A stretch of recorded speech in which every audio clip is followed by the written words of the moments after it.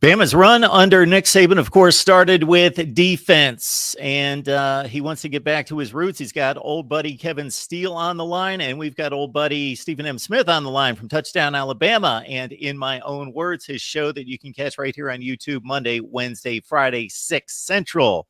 Stephen, how you doing today? Doing great, Mark. I mean, we got a chance to look at the offense the last time, so what better way to try to get Nick Saban back to those roots by looking at this defense now? Yeah, and it all starts up front. Of course, we've got our defensive end play. We've got our defensive tackle play. Let's start inside, and your thoughts on who's coming back and how it sets up and what those spring battles could look like.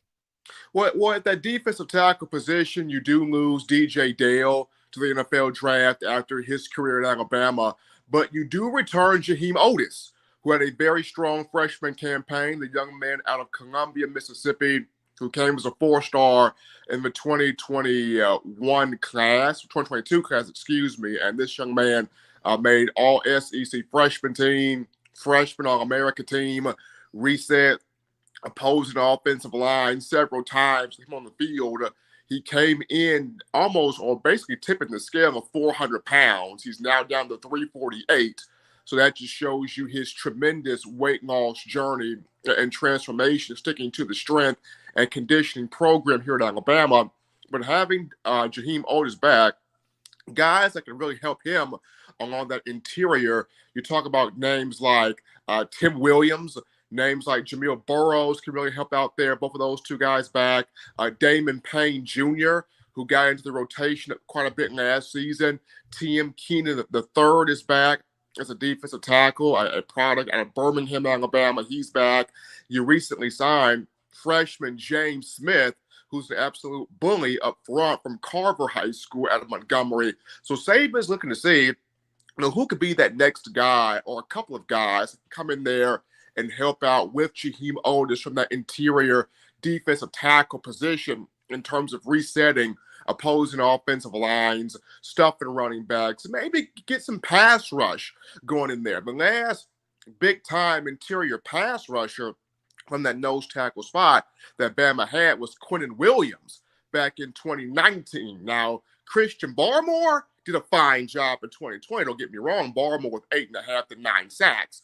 But Quinnen Williams was the last just untamable disruptor from that defensive tackle spot back in 2019. So Saban trying to find a guy that can do some of that from that interior nose tackle position.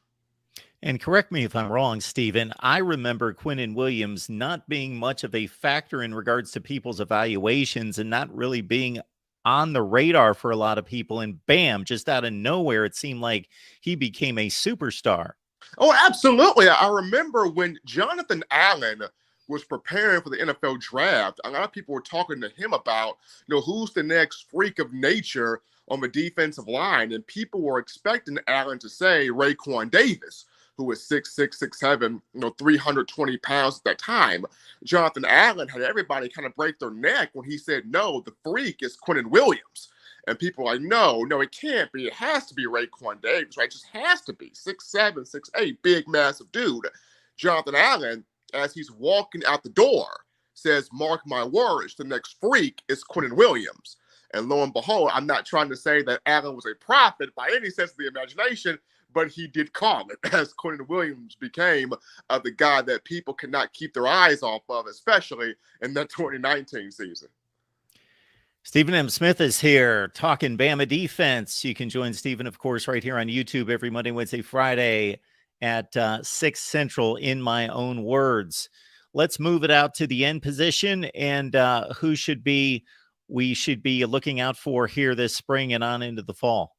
With defensive end, Mark, number one, you get Justin Eboigbe back, and that's huge. Just due to Eboigbe, the four-star from Forest Park, Georgia, in that 2019 class, he started to really come on last season, disrupting plays up front, creating havoc there in the backfield before suffering a neck injury. Had to have a procedure done to get that intact, and a lot of people felt like, well, maybe he might pursue the NFL draft, chose to not do that. So he is back for his 5th season with the Crimson Tide. So Eboigbe will provide a lot of leadership there. But along with him, guys coming back that could do some things. You look at Big Jamarian Latham, who came in that 2020 class as a 4-star from Pickens County High School. That young man has a lot of ability, has a lot of potential. You look at guys I mentioned earlier. T.M. Smith can play defensive end. Jamil Burrows can play defensive end. Both of those two, you're waiting for big numbers to strike, from those two guys. Other names to mention here, you bring in a Keon Keeley, who's a freshman, highly talented freshman. And a lot of people feel like he could be somebody that can make some noise, that can make some impact here in spring ball. So Freddie Roach has a lot of depth there along this defensive line to pick and choose from. Can he pull the big-time production out of these guys? That's going to be the big question coming in. Another name to throw in there, you look at Monkel Goodwine, who can play on the defensive line, that end position as well. And, you lose Byron Young, who was huge on that as a defensive end. And, having his departure, I think he's going to be something special in the NFL, depending on what round does he go in, which team chooses him. But Bama's got talent up front. It's got depth up front. It just comes down to, Mark, who's ready to take the reins as the next disruptor in trying to help out, your linebackers, your inside and your outside linebackers, freeing those guys up to make plays. It all starts there in the trenches. Bama's got the depth and the talent, but can it have the guys to really step up and create those successful plays where you're getting to the quarterback, you're forcing turnovers, and you're stopping the run? Byron Young, 48 tackles, 8 tackles for loss, and 4 sacks for the Tide in 22.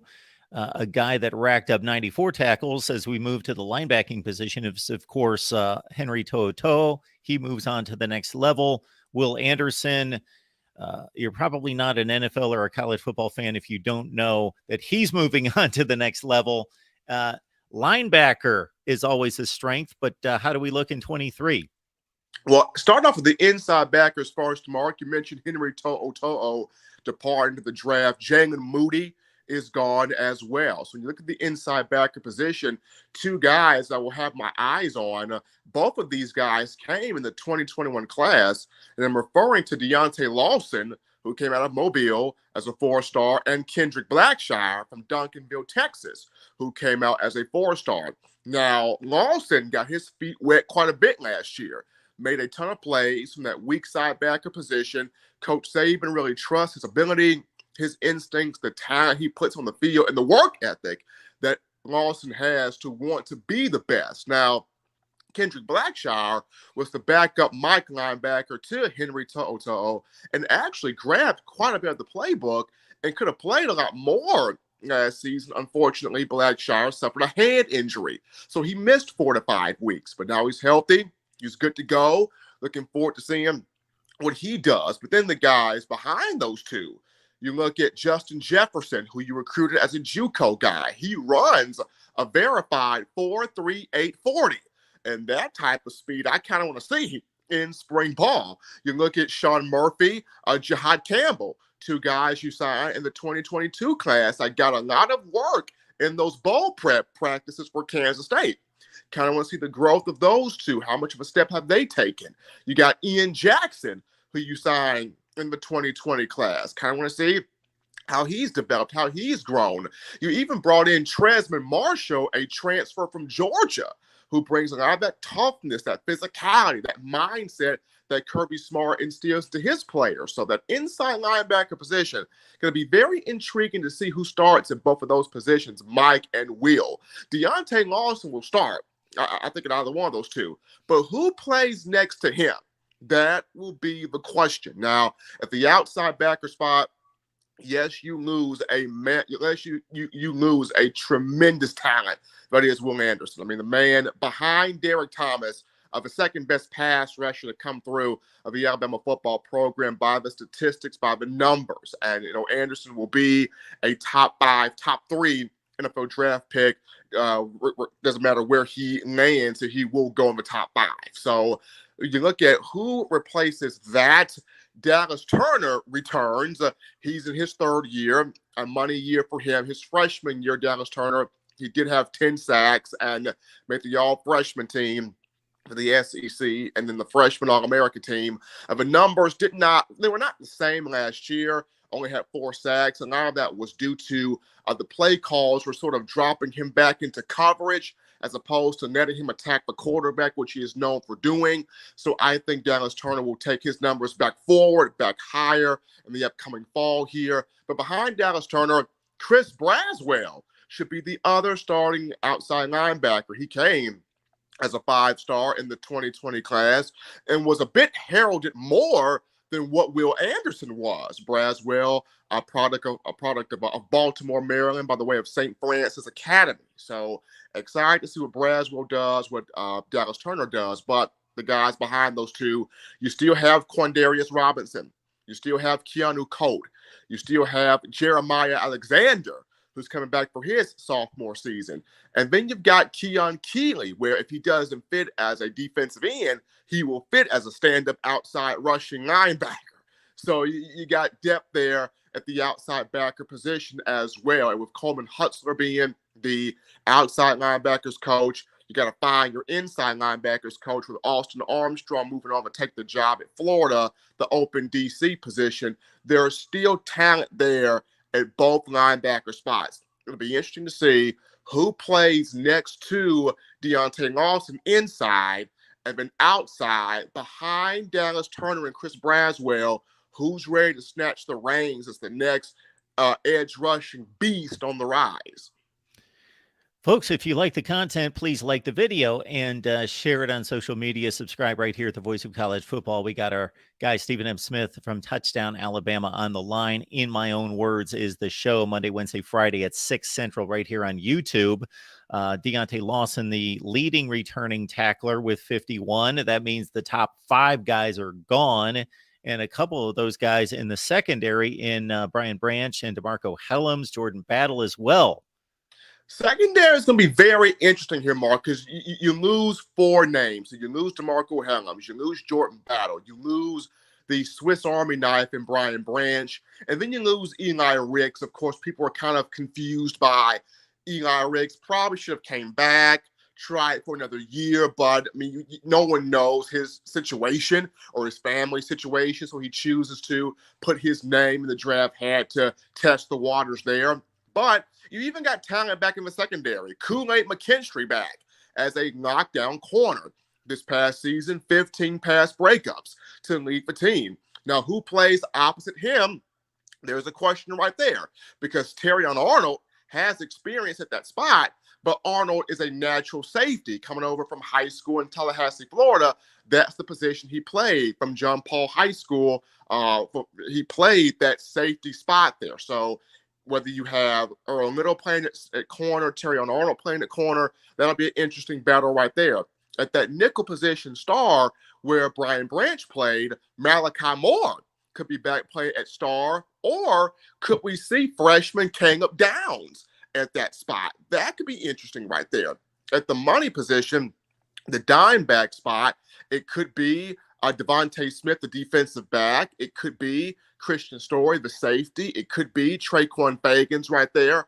A lot of names you can pull from that dime back position playing close to the box. Now, at both safety spots, it could be Malachi Moore free safety. It could be Caleb Downs free safety. At that strong safety spot, you could have Christian Story there. It's just so many players. There's a lot of depth in that defensive secondary. So the good news is you have experience with Kool-Aid McKinstry. You have experience with Malachi Moore. You have some experience with Terrion Arnold as well. But how will Saban size this secondary up? Who will be the 5 to 6 guys that can run, that can hit, that can cover, that can play the football, that can play with tremendous discipline? Who will be those 5 to 6 guys that will line up as starters in the defensive secondary?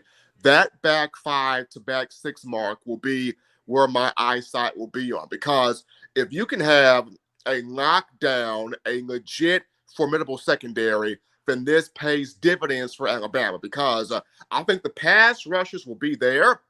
And I think the guys that they will have up front can get after the quarterback to help out that secondary. But if you can have a secondary that can create some turnovers, disguise some coverages, victimize some quarterbacks on the back end, then you really got yourself something. So spring ball, my eyes will definitely be on, aside from Kool-Aid McKinstry, Malachi Moore, and one or two other names. How will this secondary really shape up here?